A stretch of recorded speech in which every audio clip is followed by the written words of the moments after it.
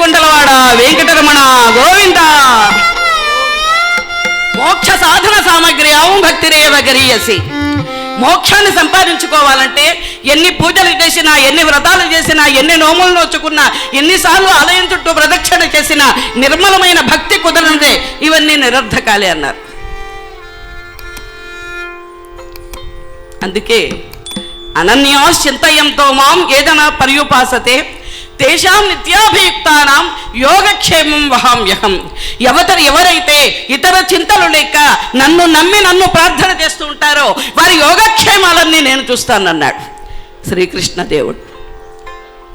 అలాగే ప్రతి యుగంలోనూ స్వామి అవతరించి భక్తాభీష్టప్రదుడై భక్తులకు అక్కున తెచ్చుకున్న కరుణాసముద్రుడు దేవదేవుడు.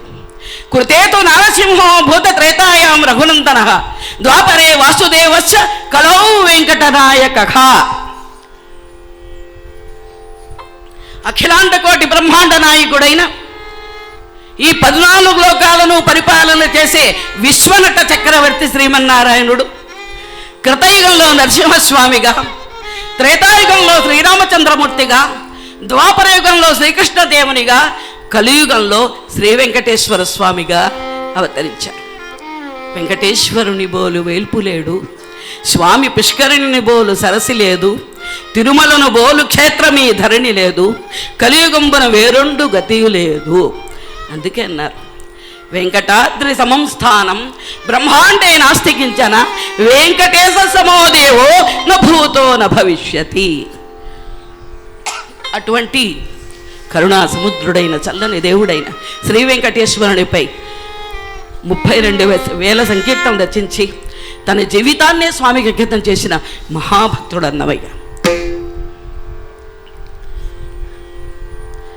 ఆ ఏడుకొండల వెంకటనాథుని అనంత కళ్యాణ గుణగణాలను 32,000 సంకీర్తనం రచించారు. ఈ భక్తుడు జోచ్యుతానంద జోజో ముకుంద రావి పరమానంద రామ గోవింద అని జోలపాట పాడితే ఈ విశ్వాన్ని పరిపాలన చేసే విశ్వనట చక్రవర్తి ఏడుకొండల వెంకటేశ్వరుడు భక్తుడు పాడిన జోలపాటకు చిన్న బిడ్డగా బారి ఊయలలుగాడట. నానాటి బతుకు నాటకం అనగానే ఏమీ లేదు, జీవితం అంతా అబద్ధమే అనుకున్నాడట. అలమేలుమంగా సౌందర్యాన్ని అభివర్ణిస్తూ చక్కని తల్లికి ఛాంగు భళ అనగానే జీవితంపై రక్తి ఆసక్తి కలిగిందట. ఇలా స్వామివారిని అలరించి ఆనందింపజేసి తాను తరించి మనల్ని అందరినీ తరింపజేసిన మహాభక్తుడు శ్రీమాన్ తాళ్లపాక అన్నమాచార్యుల వారు. హేళ పాటలు, జోలపాటలు, గొప్పిళ్ళ పాటలు, జాజర పాటలు, సువ్వి పాటలు, చాంగుబల సంకీర్తనలు, జాదర పాటలు, ఆధ్యాత్మ సంకీర్తనలు, శృంగార సంకీర్తనలు, మృదుమధురమైన భక్తి సంకీర్తనలు ఆయన రాయని ప్రక్రియ లేదు. ఎన్ని విధాల స్వామివారిని కీర్తించవచ్చు అన్ని విధాల కీర్తించి తన జీవితాన్ని ధన్యం చేసుకున్నాడు ఈ భక్తుడు. అటువంటి అన్నమయ్య గురించి 4 మాటలు చెప్పుకుందాం మనం. కలవు వెంకటనాయక అని ముందుగానే చెప్పుకున్నాం. ఆ ఏడుకొండల వెంకటనాథుడు వెలిసి ఉన్న తిరుమల కొండకు ఉత్తర దిక్కుగా కడప జిల్లాలో రాజంపేట తాలూకాలో రాజంపేటకు 4 కిలోమీటర్ల దూరంలో ఉంది తాళ్లపాక అనే చిన్న పల్లెటూరు. మహాభక్తులు ఉన్నారు ఆ ఊర్లో, మహాదాతలు ఉన్నారు. జనమేజయ మహారాజు ప్రతిష్ఠించిన చెన్నకేశ్వర స్వామి వారి ఆలయం ఉంది. ఈ ఊర్లో వాళ్ళందరూ కూడా స్వామిని తమ ఇలవేల్పుగా భావించి కొలుచుకుంటున్నారు. ఇటువంటి మహాభక్తులు మహాదాతలు ఉన్న ఆ తాళ్లపాకలో నందవరీక బ్రాహ్మణ వంశానికి చెందిన లక్కమాంబ నారాయణ సూరి పుణ్య దంపతులు ఉన్నారు. చక్కని అన్యోన్య దాంపత్యం వారిది. హరికి సమర్పణ మనసు సర్వకార్యములు వారు నరింత్రు నిరతము శ్రీహరి గోవిందాయని నీరజ నేత్రు భజింత్రు. ఎప్పుడు చూసినా స్వామి సేవే, స్వామి కీర్తనే. కాలం గడిచిపోతుంది. ఇంతేనా? చీకటి పడ్డం తెల్లవారడం, చీకటి పడ్డం తెల్లవారడం. రోజు కేశవస్వామి గుడికి వెళ్ళడం, ఆయనకి తమ మనస్సులో ఉన్నదంతా చెప్పుకోవడం, ఇంటికి రావడం, మళ్ళీ స్వామి దగ్గరికి వెళ్ళడం, ఇలాగే గడిచిపోతుంది. బిడ్డలు లేరే, కాలం గడిచిపోతుంది. మగవాళ్ళు కొంచెం గంభీరంగా ఉంటారు, కానీ ప్రతిదానికి ఆడవాళ్ళే బయటపడిపోతూ ఉంటారు. ఆ లక్కమాంబ కన్నీరు మున్నీరుగా విలిపిస్తూ, ఇన్ని ఉన్నాయి నాకు, కన్నులెదుటగా కరుణాసముద్రుడైన స్వామిని కొలుచుకుంటున్నాను. ప్రేమానురాగాలు పంచి ఇచ్చే భర్త ఉన్నాడు, బంధుజనమంతా ఉన్నారు. అమ్మా అని పిలిపించుకునే భాగ్యమే నాకు లేదే అని చింతపడుతోంది. పూజలు చేస్తున్నారు, వ్రతాలు చేస్తున్నారు, నోములు నోచుకుంటున్నారు, ఎవరేం చెప్తే చేస్తున్నారు. చూచిన ప్రతి రాయిని, పూచిన ప్రతి పూత పూజిస్తున్నారు. నుదుటను రాసిన రాత తరమమునటే తప్పింప బ్రహ్మకైనా బాధపడుతున్నారు. ఆ రాతను తలుచుకుంటున్నారు. భగవంతుడికి మనపై కరుణ లేదా అని బాధపడుతున్నారు. అయ్యా, అలా బాధపడుతుంటే సమస్య సమస్య సమస్య సమస్య అంటే సమస్య పక్కనే ఉందట పరిష్కారం. నేనున్నానుగా, నన్ను చూడండి. ఆ పరిష్కారం ఏమిటంటే, భర్త వచ్చాడు. లక్కమాంబ, ఎందుకు బాధపడతావు? ఎవరేం చెప్తే చేస్తున్నాంగా మనం. ఏదో కార్యంలో నిమగ్నుడనై నేను గంభీరంగా ఉంటున్నాను, కానీ నాకు కూడా ఒక బిడ్డ ఉంటే బాగుండునని ఆశ మనస్సులో కలుగుతూనే ఉంది.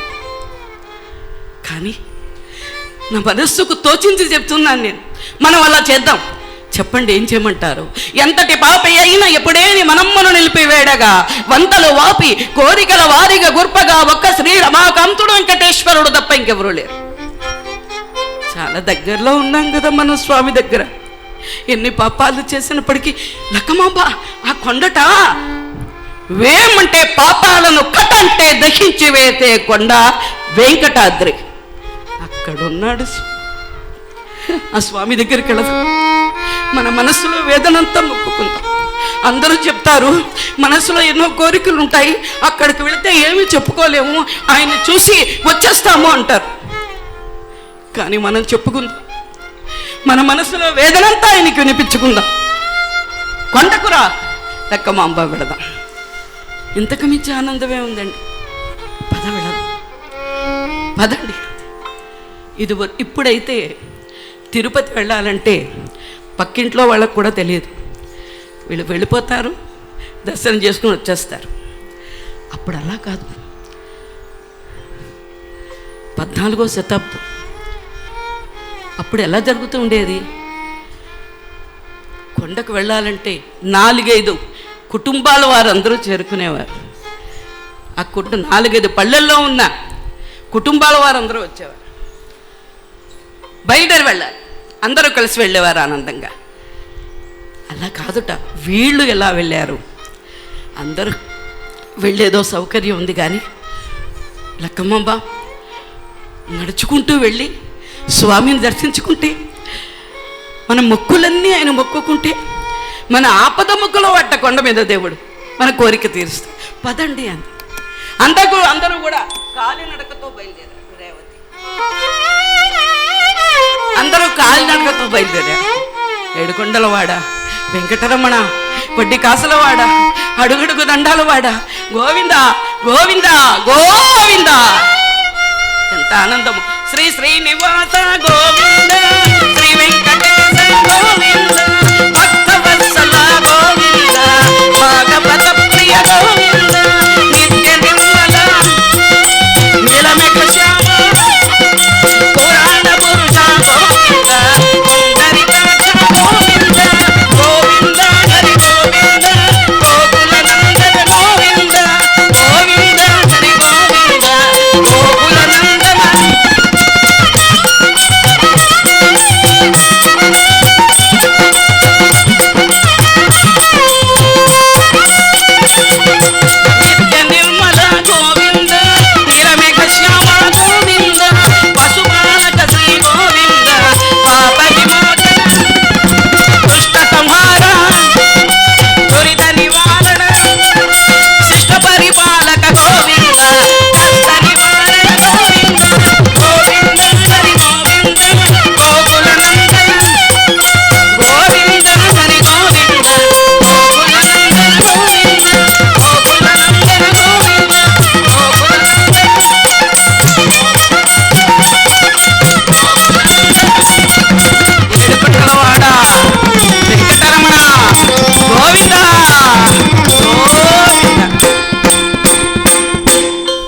ఎంతో ఆనందంగా బయలుదేరిపోయారు.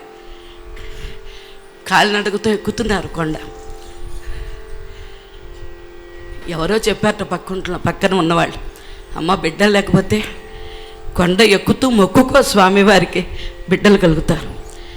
తన పట్టు చీర బయట చీర చెరకు చింపి మార్గమధ్యంలో కుడివైపు ఉన్న ఒక చెట్టుకు ఊయలలా కట్టి, స్వామి వెంకటేశ్వర అమ్మాని పిలిపించుకునే భాగ్యాన్ని కలగజేయి, మళ్ళీ ఒకసారి వచ్చి నీ దర్శనం చేసుకుంటారు అని మొక్కుకుంది. ఇలాంటిదే కావాలి ఆయనకి. ఆపద మొక్కులు వాడు కదా, ఆపదలు తీలుస్తాడు, వాళ్ళ చేత మళ్ళీ మొక్కుకునేలా చేస్తాడు. ఆనందంగా బయలుదేరి తిరుపతి చేరుకున్నారు. స్వామివారిని దర్శించుకున్నారు. ఆ రాత్రి కొండ మీద నిద్ర చేశారు. సత్పుత్రుణ్ణి ప్రసాదించు తండ్రి అని వేడుకున్నారు. ఆ రాత్రి వారికి కలలో, భాగ్యం కదండి, వారికి కలలో శ్రీనివాస ప్రభువు దర్శనమిచ్చి, పుణ్య దంపతులారా మీ భక్తికి మెచ్చాను, మీ కోరిక తీరుస్తాను, నందకమనే పేరు కలిగిన ఆయుధమైన ఖడ్గవంశతో మీకు మగబిడ్డ జన్మించనున్నాడు, శుభమగుగాక అని ఆశీర్వదించారు. తెల్లవారింది. స్వప్న వృత్తాంతాన్ని నారాయణ సూర్యుడు లక్కమాంబకు చెప్పాడు. లక్కమాంబ నారాయణ సూర్యుడికి చెప్పింది. ఆనందపడిపోతున్నాడు. మళ్ళీ ఇంకొకసారి వెళ్ళారు.